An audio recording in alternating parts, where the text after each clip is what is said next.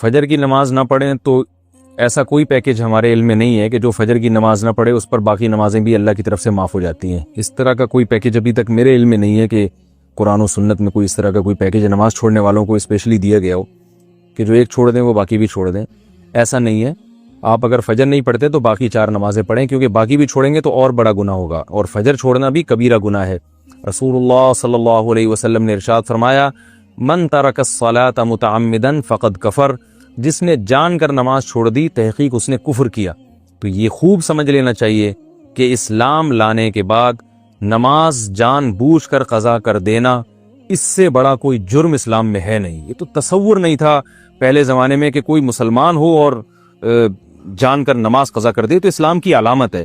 اس لیے اس کبیرہ گناہ سے فوراً توبہ کریں، اور اگر اللہ نہ کرے کبھی فجر چھوٹ جاتی ہے تو فوراً سے جتنا جلدی ہو سکے توبہ بھی کریں اور قضا بھی کریں، اور باقی نمازیں وہ بھی پڑھتی رہیں. فجر کی پابندی کیسے کریں؟ فجر کی نماز نیند کی وجہ سے قضا ہو جاتی ہے. ذہن میں خیال آتا ہے کہ ابھی سو جاتا ہوں، بعد میں اس کی قضا کر لوں گا. اس کی تھوڑی وضاحت فرما دیں. محمد اظہر انڈیا سے. محمد اظہر بھائی، مسئلہ یہ ہے کہ اسلام میں نا شرک کے بعد نماز قضا کرنے سے بڑا گناہ نہیں ہے، کسی قیمت پہ معاف نہیں ہے نماز. تو آپ سو جائیں یا کچھ بھی کر لیں، آپ کو نماز پڑھنی پڑے گی، ورنہ آخرت میں اس کا بڑا سخت حساب دینا پڑے گا آپ کو. اور فجر کی نماز کی ویلیو اس لیے بھی زیادہ ہے کہ اس میں اس کے ثواب اس لیے زیادہ ہے کہ اس کو پڑھنا مشکل ہے.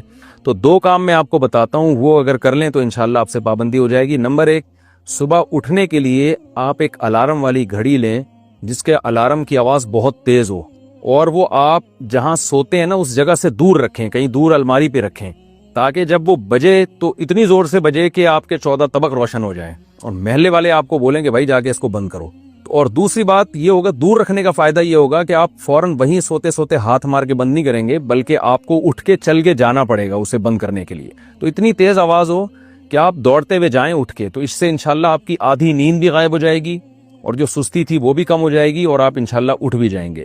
دوسرا کام آپ نے یہ کرنا ہے کہ جس دن فجر کی نماز قضا ہو جائے اس دن آپ نے فجر صبح کا ناشتہ نہیں کرنا ہے. اگر آپ ناشتے کے عادی ہیں تو اس دن کا ناشتہ آپ گول کر دیں سزا کے طور پر.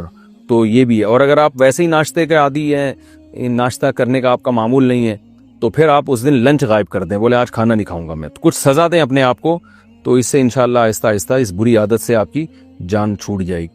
بیوی چھوٹی چھوٹی باتوں پر طلاق مانگتی ہے. لکھنؤ انڈیا سے کسی نے پوچھا ہے، جی مفتی صاحب میری بیوی چھوٹی چھوٹی بات پر ہم سے طلاق مانگتی ہے. لکھنؤ کہنا اس لیے کہہ رہے ہیں ہم سے. کبھی ہم سوچتے ہیں کہ اس کو طلاق دیں، مگر میری 2 چھوٹی بیٹیاں ہیں، میں کیا کروں؟ اس کو منع کر دوں تو اور مانگتی ہے. منع ہی نہ کیا کریں تاکہ اور نہ مانگے.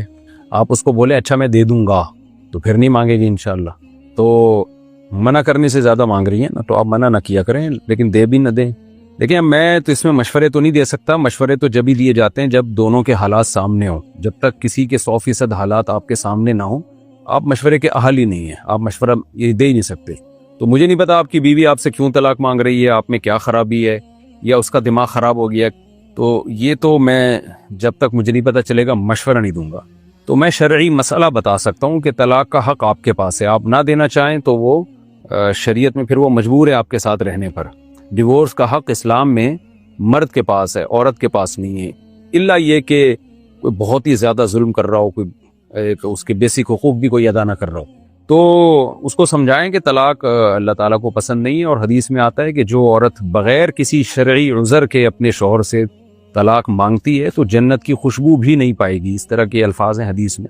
تو یہ گناہ کی بات ہے اپنے میاں سے بغیر کسی واقعی معقول عذر کے طلاق مانگنا. چھوٹی چھوٹی باتیں تو ہر گھر میں ہوتی ہیں. 100% تو نہ بیوی ٹھیک ہوتی ہے نہ شوہر 100% ٹھیک ہوتا ہے. گزارا ہی چلانا ہے، دنیا مسافر خانہ ہے، ابھی کمپرومائز کر کے رہنا ہے. تو طلاقیں لینا، طلاقیں مانگنا کوئی اچھا کام نہیں ہے. یہ سمجھا دیں آپ ان کو میری طرف سے کہ وفادار لوگ اللہ کو پسند ہیں. مرد کو بھی چاہیے بیوی سے وفا کرے، اس کے ساتھ اس میں چھوٹی موٹی خامیوں کو برداشت کرے. عورت کو بھی چاہیے مرد میں اگر چھوٹی موٹی خامیاں تو برداشت کرے. خاص طور پہ جب بچے ہو جائیں گے، جیسے کہ آپ نے بتایا 2 بیٹی ہیں، تو ان کا فیوچر کتنا خراب ہوتا ہے اس سے. بچیوں کے آگے رشتوں میں مشکلات ہوتی ہیں، بچیاں ڈپریشن میں جاتی ہیں، ابا وہاں اماں وہاں، ایک عجیب سی حالت ہوتی ہے. تو اچھا کام نہیں ہے. اور خاندان والوں کو انوالو کریں، بولیں میں اس کو کیا ہو گیا، مجھے بتائے میرے اندر کیا خرابی ہے جو مجھ سے علیحدگی مانگ رہی ہے. یہ سونے کی نب والے قلم کا حکم. فرخ خالد لاہور سے پوچھتے ہیں میرے فاؤنٹین پین کی نب 14 کیرٹ گولڈ کی ہے تو کیا ایسا قلم استعمال کیا جا سکتا ہے؟ نہیں جی، سونے اور چاندی کا استعمال اسلام میں جائز نہیں ہے. صرف عورتیں سونے اور چاندی کا زیور استعمال کر سکتی ہیں. باقی سونے چاندی کے برتن، کرسیاں، پلیٹیں یا اور کوئی قلم اس کا استعمال، اور کیونکہ نب میں سونا لگا ہے تو وہ استعمال میں آ رہا ہے نا، نب سے آپ لکھتے ہیں تو سونا اگر استعمال میں آ رہا ہو لکھنے کے یا کرسی ہو جو بیٹھنے کے کام آ رہی ہے تو یہ جائز نہیں ہے اس کا استعمال، نہ سونے کا نہ چاندی کا. سودی کمائی والے رشتہ دار سے تعلقات. عالم صاحب کوہستان سے پوچھتے ہیں اگر ہمارا کوئی رشتہ دار سود پر پیسہ لیتا ہے تو اس کے ساتھ اٹھنا بیٹھنا، تعلقات، اس کے گھر کھانا پینا کیسا ہے؟ اگر اس کی زیادہ آمدن یہی ہے تو پھر تو حرام ہے، اس کے گھر کھانا پینا ناجائز ہے، کیونکہ غالب یہی ہے کہ وہ سودی منافع سے ہی آپ کو کھلا رہا ہے. ایک ہوتا ہے سودی قرضہ لینا، خوب سمجھ لیں، اس میں حرام قرضے والی رقم نہیں ہوتی، حرام وہ رقم ہوتی ہے جو سود دے رہا ہے آگے کسی کو، تو وہ ناجائز ہے. لیکن اگر لیا ہی سود ہے اس نے، یعنی پروفٹ لے رہا ہے اور وہ خرچ کر رہا ہے، وہ ٹوٹلی حرام ہے. تو اگر ان کی سورس آف انکم میں زیادہ یہی ہے تو پھر ان کے ہاں استعمال یہ کھانا پینا جائز نہیں. باقی تعلقات بھی سلام دعا کی حد تک رکھ سکتے ہیں. تعلقات نیک لوگوں سے زیادہ رکھنے چاہیے جو اتنے کھلے عام. سود کی حرمت تو ایسی ہے کہ اس پر تو سب کا اتفاق ہے، بہت ہی لعنتی عمل ہے یہ. تو اتنے بڑے گناہ کا ارتکاب کر رہے ہیں تو میں یہ نہیں کہہ رہا بد کلامی بد تہذیبی کریں، بس سلام دعا کی حد تک تعلق رکھیں، زیادہ نہ رکھیں. لے پالک بیٹے کے نام جائیداد کرنا.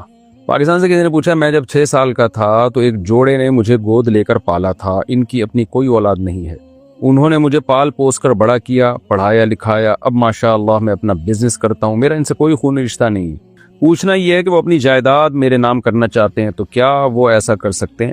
ایک تو ان کا احسان مانیں، یہ کتنا بڑا کام کیا انہوں نے، آپ کو پالا بھی پڑھایا لکھایا بھی، ان کے سامنے بھی وہی ان کے حقوق ہیں جو یعنی اسی طرح ان کو سمجھیں جیسے والدین کو سمجھا جاتا ہے. اف نہ کریں ان کے سامنے، بد کلامی نہ کریں، بد تہذیبی نہ کریں. باقی یہ کہ جائیداد آپ کے نام کر سکتے ہیں اگر ان کے کوئی بھی والد وارث ہے، جو کہ ہوتا ہے بھائی ہوں گے ان کے، بھائی نہیں ہے تو بھتیجا ہے، کزن ہے، چچا ہے، یہ سب والد وارث ہوتے ہیں. تو شریعت نے 1/3 کی وصیت کی اجازت دی ہے. اگر وہ وصیت کریں گے نا کہ میرے مرنے کے بعد یہ جائیداد ساری آپ کو دے دی جائے تو یہ ان کے لیے جائز نہیں ہے. 1/3 جائیداد آپ کے نام کر سکتے ہیں، باقی 2/3 ان کے وارثوں ہی کو جائے گا. لیکن اگر زندگی میں وہ دینا چاہیں تو ساری جائیداد آپ کو دے سکتے ہیں، یعنی ہینڈ اوور کرنا پڑے گا. یعنی مطلب یہ کہ لکھ کے نہیں جا سکتے ہمارے مرنے کے بعد ساری جائیداد ان کو دے دی جائے، یہ ناجائز ہو جائے گا. ابھی دینا چاہیں تو دے دیں اور ہینڈ اوور کر دیں، پھر وہ خود دستبردار ہیں، پھر ان کا اس پہ کوئی حق نہیں ہوگا، پھر وہ سب کہ آپ مالک ہوں گے. تو یہ جائز ہے، لیکن یہ بھی جب جائز ہے جب ان کے دوسرے وارث مستحق نہ ہو اور ان پہ ظلم کی نیت بھی نہ ہو. یہ نیت نہ ہو کہ ہم نے ان کو محروم کرنا ہے رشتہ داروں کو، یہ نیت نہ ہو، بلکہ آپ کے ساتھ احسان کرنا مقصد ہو. تو اگر ہے تو زندگی میں قبضہ دے کے مکمل ابھی آپ کو گفٹ کر سکتے ہیں. مرنے کے بعد یا وہ بیماری جس میں ان کی موت واقع ہو جائے اس میں پھر 1/3 سے زیادہ نہیں دیا جا سکتا. باندیوں کا اسلام میں تصور. فوزیہ صاحبہ لندن سے. کیا باندیوں سے جمع کر کے ان کو فروخت کر دیا جاتا تھا؟ دوسرا سوال یہ ہے کہ صحابیات تو اپنے اپنے گھروں میں الگ رہتی تھیں، تو صحابہ کرام اپنے بوڑھے والدین کی خدمت کیسے کرتے تھے؟ صحابیات الگ بھی رہتی تھیں اور صحابہ کے والدین کے ساتھ بھی رہتی تھیں، تو یہ کوئی ایسا نہیں ہے لازمی کہ ہمیشہ الگ ہی رہتی تھیں. اپنے یعنی جوائنٹ فیملی کا اس وقت بھی تصور تھا، آج بھی تصور ہے، اور جیسے بعض لوگ اپنی بیوی کے ساتھ الگ رہتے ہیں تو اس وقت بھی تھا، آج بھی ہے. یہ کوئی یقینی چیز نہیں ہے کہ ہر صحابی کی بیوی الگ رہتی تھی، ان کے ماں باپ کے ساتھ نہیں رہتی تھی، بلکہ ان کے خاندانوں کے ساتھ رہتی تھی. جابر بن عبداللہ رضی اللہ تعالی عنہ کی صحیح حدیث ہے کہ ان سے نبی نے پوچھا کہ تم نے نکاح کر لیا؟ انہوں نے فرمایا ہاں. فرمایا کنواری سے کیا یا طلاق یافتہ سے؟ انہوں نے فرمایا یا رسول اللہ میں نے طلاق یافتہ سے نکاح کیا یا بیوہ سے. تو نبی نے فرمایا کہ کنواری سے کیوں نہیں کیا؟ فرمایا کہ یا رسول اللہ میری چھوٹی بہنیں ہیں، تو میری والدہ کا چونکہ انتقال ہو گیا تو چھوٹی بہنوں کی دیکھ بھال کے لیے میں چاہ رہا تھا کہ کسی میچور خاتون سے میں شادی کروں، تو میں یہ نہیں چاہتا کہ انہی جیسی کوئی گھر میں لے آؤں میں. تو اب دیکھیں حضرت جابر بن عبداللہ جو اپنی بیوی لے کر آئے اور نکاح کیا انہوں نے، تو ان کا ایک بڑا مقصد تھا کہ ان کی بہنوں کو سنبھال لیں وہ آ کے. تو جیسے اپنی بہنوں کے لیے شادی کی جا سکتی ہے کسی خاتون سے، اور ان کو اپنی بہنوں کے ساتھ یعنی اپنے گھر میں رکھا ہے جہاں ان کی والدہ رہا کرتی تھی، اپنی بہنوں کو پالنے کے لیے شادی کی انہوں نے. تبھی انہوں نے کم عمر سے نہیں کی کہ بھائی کم عمر کو تو خود پالنے کی ضرورت ہوتی ہے کہ اس کو کوئی سنبھالے، تو میچور خاتون سے کی انہوں نے. تو اسی طرح اپنے بوڑھے والدین کو سنبھالنے کے لیے بھی شادی کی جا سکتی ہے. یہ کیا بات ہے کہ اپنی بہنوں کو سنبھالنے کے لیے تو شادی حضرت جابر بن عبداللہ نے کی اور نبی نے اپریشیٹ کیا اس عمل کو، اور اپنے کوئی بوڑھے ماں باپ کو سنبھالنے کے لیے شادی کر رہا ہے تو وہ ناجائز ہے، اور اس پر یہ فتویٰ لگا دیا جائے کہ بیوی کے ذمہ آپ کے ماں باپ کی خدمت نہیں ہے۔ تو یہ کچھ بے وقوف قسم کے اسکالر ہیں اس وقت جن کے پاس علم سے بھی کورے ہیں اور حکمت سے بھی کورے ہیں، انہوں نے اس قسم کی فضول باتیں آج کل شروع کر رکھی ہیں۔ تو اسلام میں شادی کا تصور صرف یہ نہیں ہے کہ میاں بیوی ایک ہوٹل میں، یعنی ایک ایسا گھر میں رہیں جو ہوٹل کی طرح ہو اور اس میں ان دونوں کے علاوہ کوئی بھی نہ ہو، بلکہ جب شادی ہوتی ہے تو عورت آپ کے خاندان کا ایک حصہ بن جاتی ہے، اور اس میں بعض دفعہ مرد الگ بھی رکھ لیتا ہے اس کو، اور اپنے ماں باپ سے، اپنی بہن بھائیوں سے ملاتا رہتا ہے، اور خود بھی ملتا رہتا ہے اپنے سسرال سے، اور بعض دفعہ جوائنٹ فیملی میں رکھتا ہے۔ تو جو جس وقت جو طریقہ سوٹیبل ہو اس کو اختیار کیا جاتا ہے۔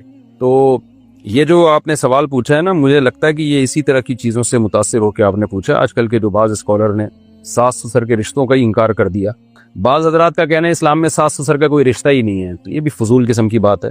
نبی قرآن مجید میں سورہ فرقان میں اللہ تعالیٰ کا ارشاد ہے، هو الذی خلق من الماء بشرا فجعلہ نسبا وصہرا، کہ اللہ تعالیٰ وہ ذات ہے جس نے انسان کو پانی کے قطرے سے بنایا اور اس کو نسب والا اور سسرال والا بنا دیا۔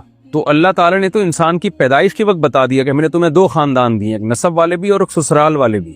تو سسرال سے تو یہی ساس سسر ہی ہے نا سب سے پہلے، اور پھر قرآن نے جو محرم رشتوں کا تذکرہ کیا ہے جن سے نکاح ہمیشہ کے لیے حرام ہے، اور حرام اس لیے کہ وہ محرم ہے، تو ان میں اللہ تعالیٰ نے ماں کا ذکر کیا چوتھے پارے کے آخر میں، حرمت علیکم امہاتکم وبناتکم واخواتکم وعماتکم، کہ تم پر تمہاری مائیں حرام ہیں اس لیے کہ ماں ہے وہ، تمہاری بیٹیاں حرام ہیں اس لیے کہ بیٹی ہے وہ، تمہاری بہنیں حرام ہیں، تم نکاح نہیں کر سکتے اس لیے کہ بہنیں ہیں، محرم رشتہ ہے۔